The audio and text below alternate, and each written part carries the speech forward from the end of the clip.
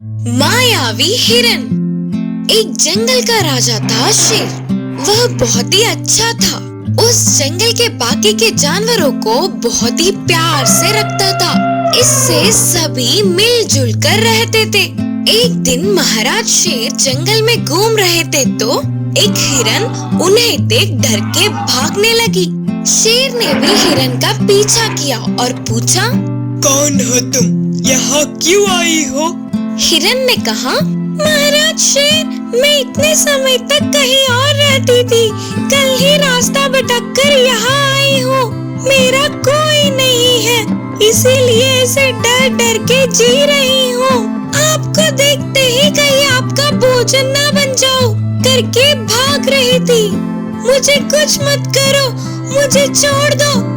उसकी बातों को सुनकर शेर ने हंसते हुए कहा, तुम डरो मत, मैं कुछ नहीं करूँगा।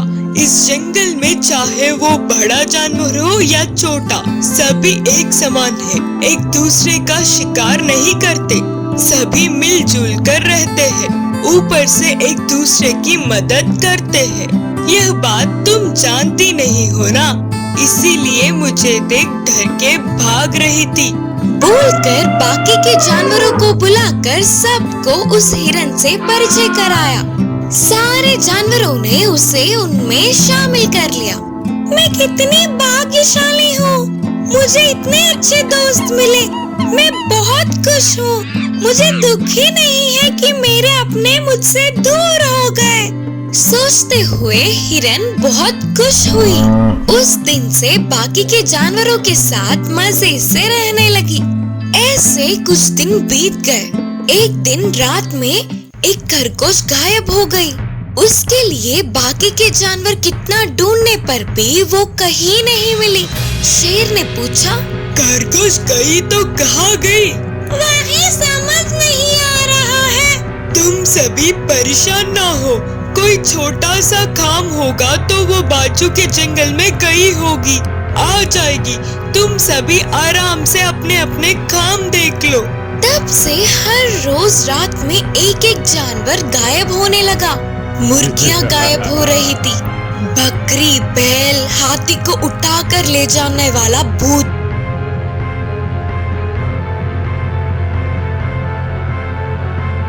शेर ने कहा, लगता है हमारे जंगल में किसी दुष्ट शक्ति ने प्रवेश किया है। रात को कोई बाहर मत निकलना, अपने अपने घरों में ही सुरक्षित रहो।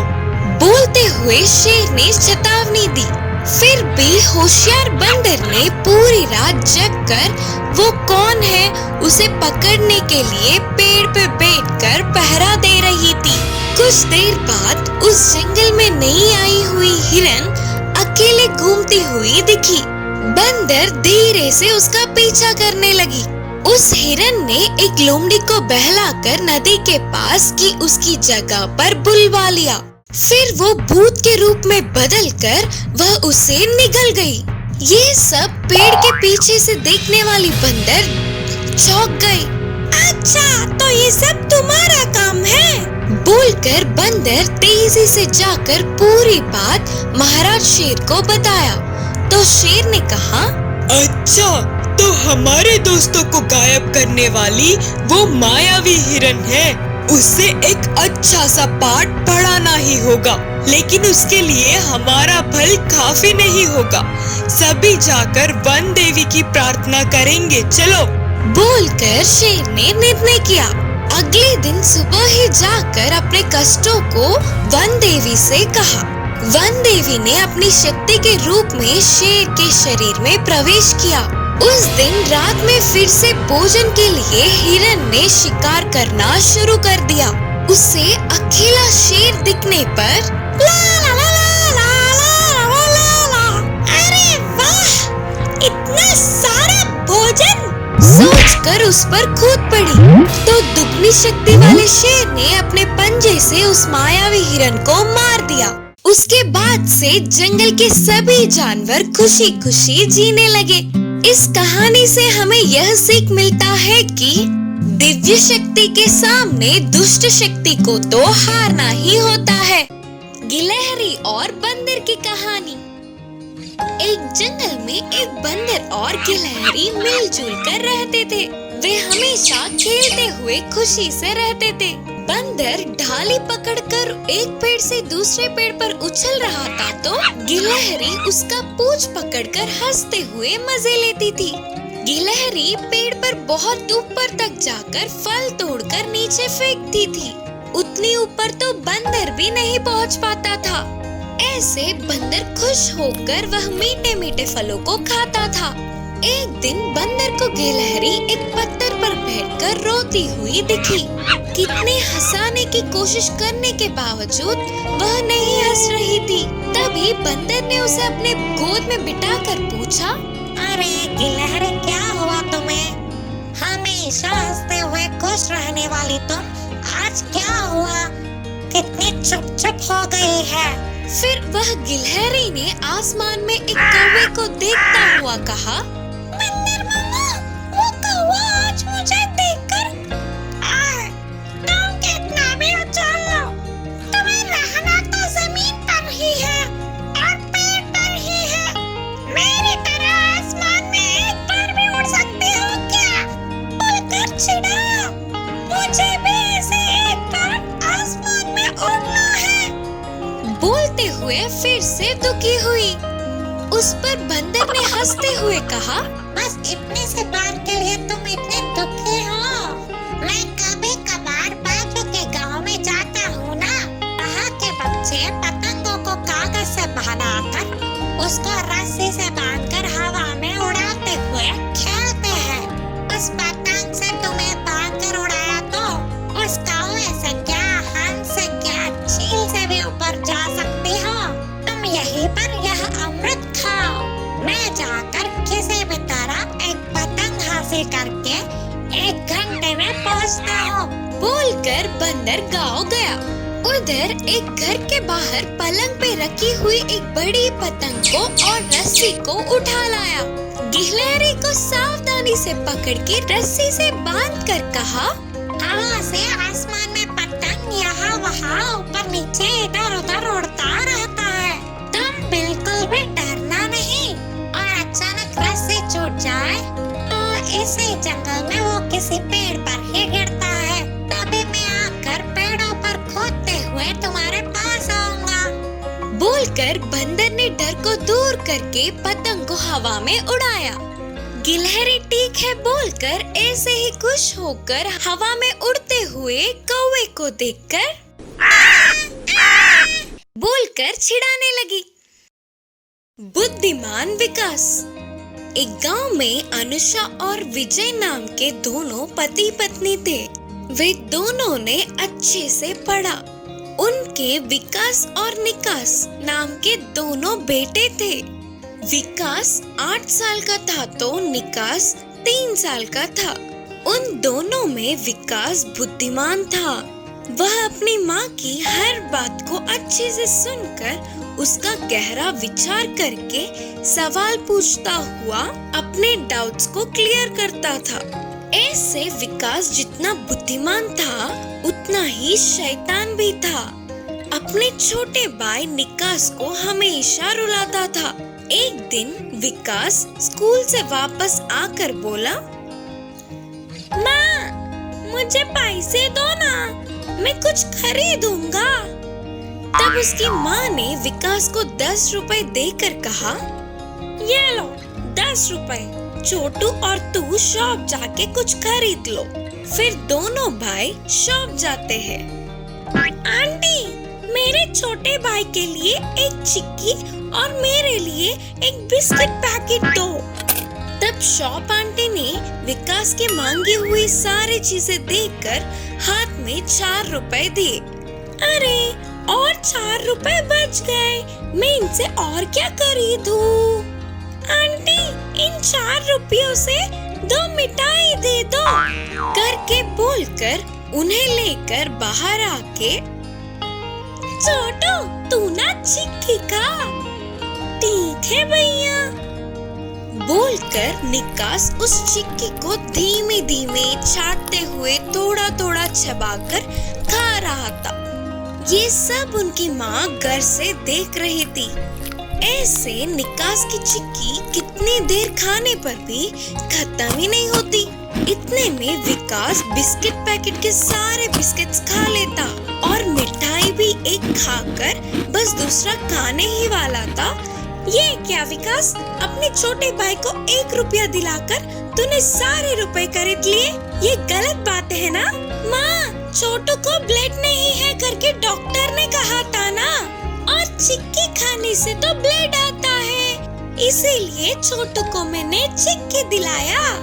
बोलकर विकास ने अपनी बुद्धि से जवाब दिया।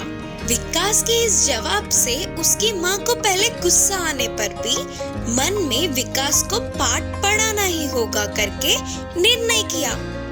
एक दिन अनुषा गुड़ की मिठाई बना रही थी।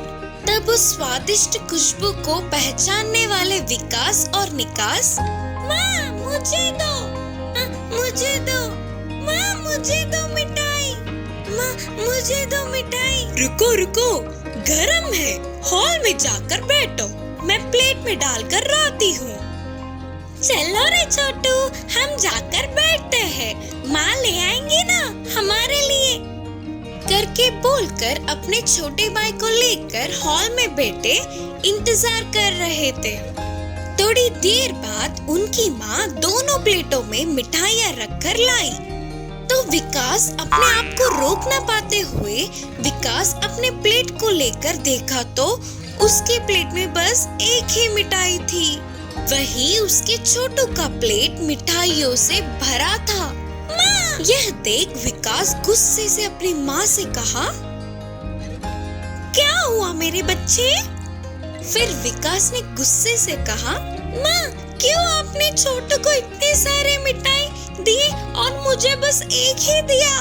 हाँ बेटा, छोटू को ब्लड नहीं है ना, और गुड़ खाने से ब्लड आता है, इसीलिए छोटू को इतने सारे मिठाई करके जवाब दिया। तब विकास को अपनी गलती का एहसास हुआ और विकास अपने मन ही मन सोच रहा था कि अरे रे, अगर मैं छोटू को एक बराबर दिलाता तो मुझे भी मिठाई उसके बराबर मिलती। सही है ना माँ? बोलकर उस एक ही मिठाई को थोड़ा थोड़ा करके खा रहा था।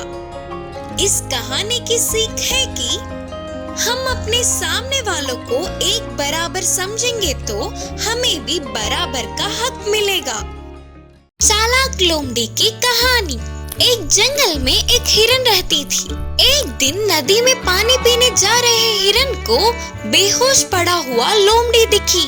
बेहोश पड़ा हुआ लोमड़ी को देखकर हिरन को दया आई और पास के उसके घर ले गई। हिरन ने उस लोमड़ी को दवाई दी। थोड़ी देर में लोमड़ी को होश आ गया। क्या हुआ? तुम क्यों वहाँ पर गिर गए? बोलकर पूछने लगी हिरन। थोड़े दिनों से बहुत कमजोर महसूस कर रही हूँ। प्यास लगने पर पानी पीने नदी के पास आई थी और बेहोश हो गई और मेरा घर भी रात के बारिश में गिर गया। बोलते हुए रो पड़ी लोमड़ी।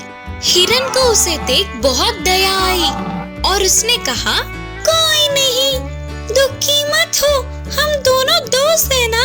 ये यहाँ बाजू में ही मेरा घर है, अब से तुम यहीं पर रहना। इससे लोमड़ी बहुत खुश हुई। तुरंत अपने पुराने घर जाकर हिरन की मदद से अपने सामान लाके उस घर में रहने लगी। उस दिन से लोमड़ी और हिरन अच्छे दोस्त बन गए। एक दिन लोमड़ी बाहर जाकर आते हुए घर की चाबी कहीं खो बैठी। घर के सामने बैठ के अंदर कैसे जाना करके सोच के दुखी हो रही थी।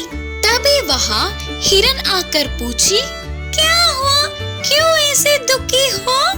दोस्त, घर की चाबी कहीं खो दिया मैंने, उसके बिना दरवाजा खोल नहीं पा रही हूँ, अब मैं क्या करूँ?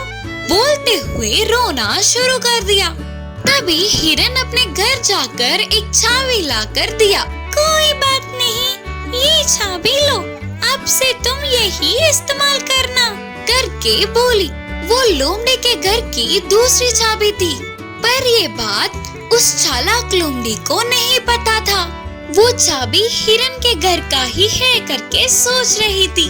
और क्या, तुरंत उसे एक चाल सूझी।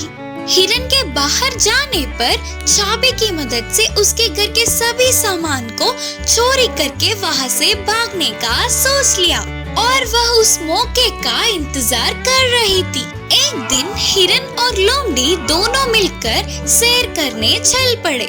बीच रास्ते जाते ही लोमड़ी ने कहा, अरे रे, मेरे पेट में दर्द हो रहा है, मैं अभी सैर पर नहीं जा सकती, घर जाकर सो जाती हूँ, तुम जाके आओ दोस्त। हिरन के हाँ बोलते ही लौट के घर चली गई। तेजी से लोमड़ी हिरन के घर जाकर उसके पास की चाबी से ताला खोलने की कोशिश कर रही थी। वह चाबी हिरन के घर की तो नहीं थी, इससे वह ताले में अटक गया। इससे डरने वाली लोमड़ी चाबी को घुमाने लगी तो उस ताले में और ज्यादा अटक गया।